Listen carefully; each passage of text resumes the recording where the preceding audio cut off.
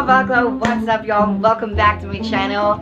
It's me, Gigi, and today it will be another makeup tutorial, and this is actually the inspired look for the one that I posted on my social media thing. And yeah, pero medyo nilagyan ko siya ng level up because I did a very cute cut crease with a very shimmering liner. Ayan, at naglalaban ng bottom lashes. Guys, I'm so happy with my bottom lashes. I bought this at Divisoria. Mga Vakla, it does the work. It does the job. Amazing. So, if you want to know how I did this makeup look, then go ahead and keep on watching.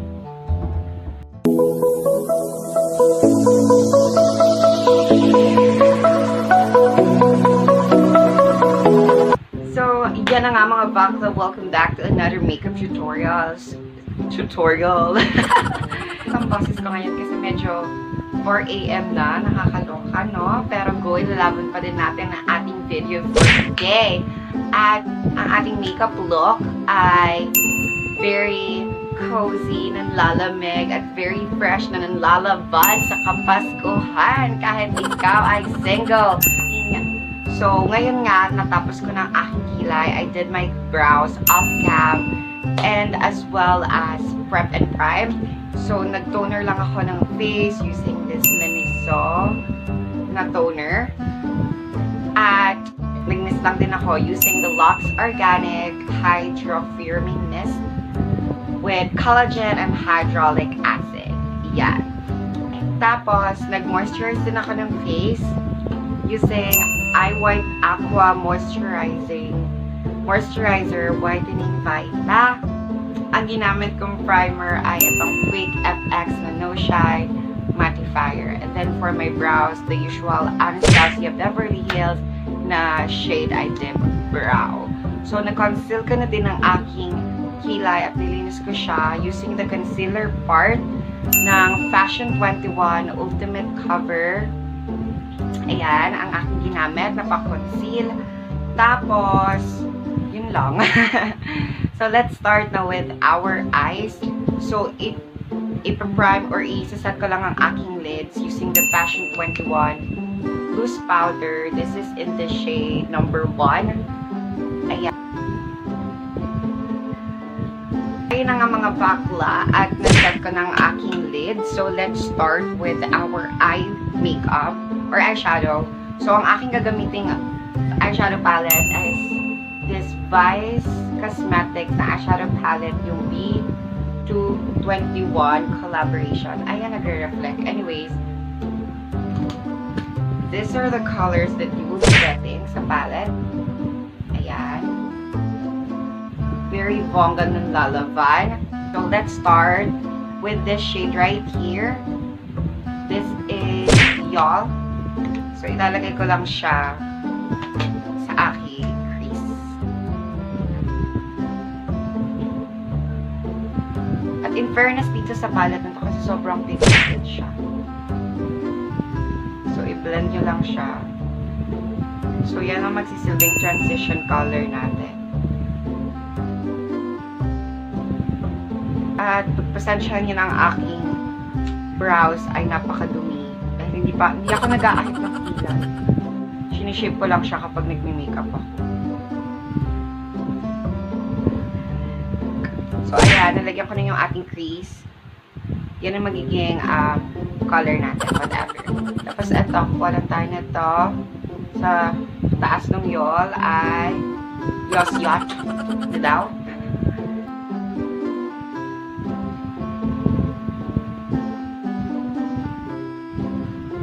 At itong makeup look na to, pwede nyo na siyang pang Christmas party, kung meron kayong Christmas party na eksena, sa mga call center agent na katulad ko, kung may year-end party kayo, you can also use this makeup look.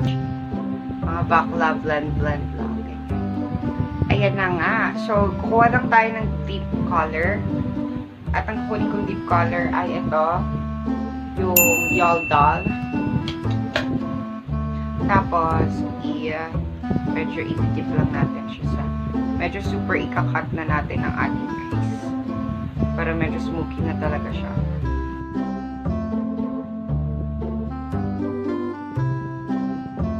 kukuha lang tayo ng concealer. At ang concealer na ating gagamitin ay this Maybelline Fit Me New York na shade ay 25. So, ilalagay ko lang siya sa aking wrist na ganyan. Tayo ng concealer brush. Ayan. At i-conceal natin ang kakat natin ang ating crease. So, super buong cut crease ang gagawin natin, mga Vakla.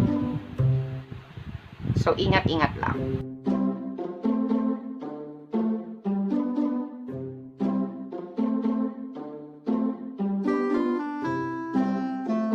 So, nakat na nga natin ang ating crease at very perfect naman siya. Scary. Kukuha lang tayo ng flat brush. Pakunin natin siya. Wait, alam niyo sa mga ganitong panahon, ang magandang gamitin panglagay ng ganyan. Dahil ganyan natin super linis. Yung mga sponge na libre sa mga makeup. Maganda pa ng ganyan. Baka meron lang. Kasi maganda siya pang-apply. Feeling ko lang. Ayan, yung ganyan sponge. Feeling ko maganda siya kapag in-apply natin siya dun sa buhok. Wait, try na natin. Ay guys, bongga. Ayan,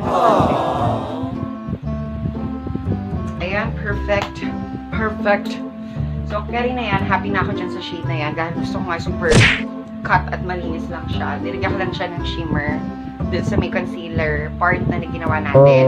So, maglalagay ako ng liquid eyeliner na silver sa aking. Dun lang sa may taas. Para lang parang may pa-eksena siya. Dahil nakikita ko to sa mga Instagram.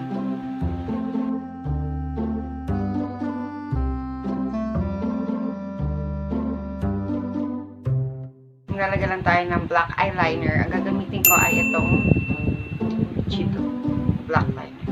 Ayan.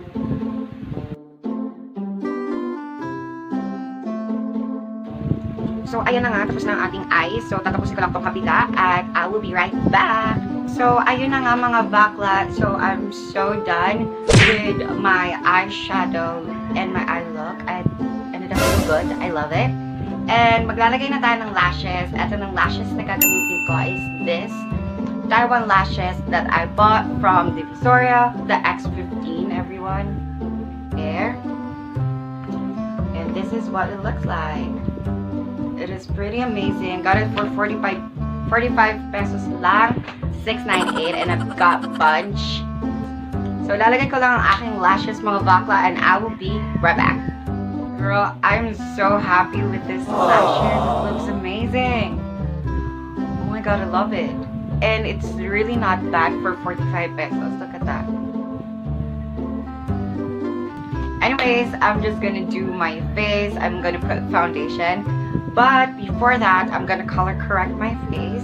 I'm gonna be using these LA Girl Pro Concealer. The usual thing that I'm doing.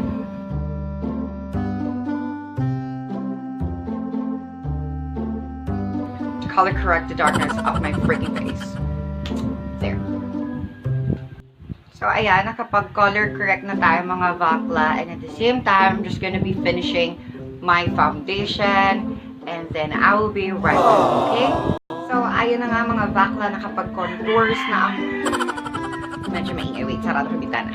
Nagawa ko na ang aking contours. Nakapag-contours na ako. And at the same time, I'm baking using the Fashion 21 na loose powder in shade number 1 again. And nakapag-ayos na din ako ng aking lower lashes. Anyways, tatapusin ko lang aking under eye at I'm gonna be trying out a new lashes. So, tatry natin yung bottom lashes na nilip ko sa Divisoria. So, 698 din. This is the K32. Ayan. Ganyan siya. So, pang bottom lashes siya. Para sa mga bottom lashes. So, ayun na nga mga Vakla. I love the bottom lashes. I'm gonna be using this Aura blush from Vice Cosmetics. So, ayan. Nasbasag yung lid ko. Nakakaloka. Pero, taban lang. So, we're almost done with our look.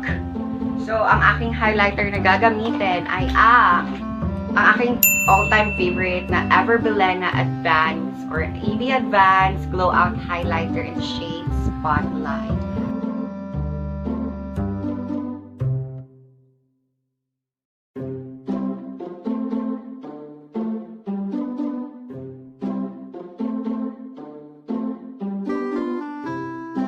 So, ayan, nakapag-highlight na tayo mga bakla.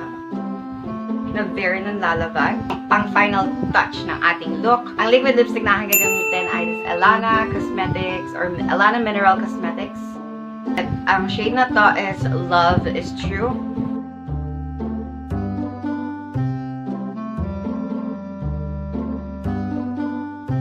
Ayan mga bakla, so nakapaglagay na tayo ng very nanlalavan na red lipstick.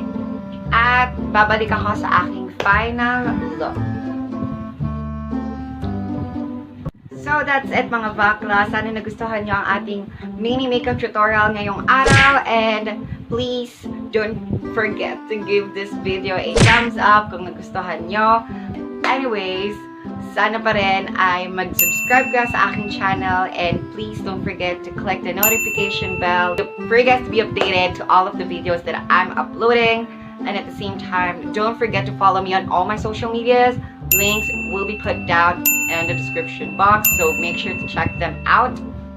At yun lang mga bakla, see you on my next video, and remember, always be yourself. Bye!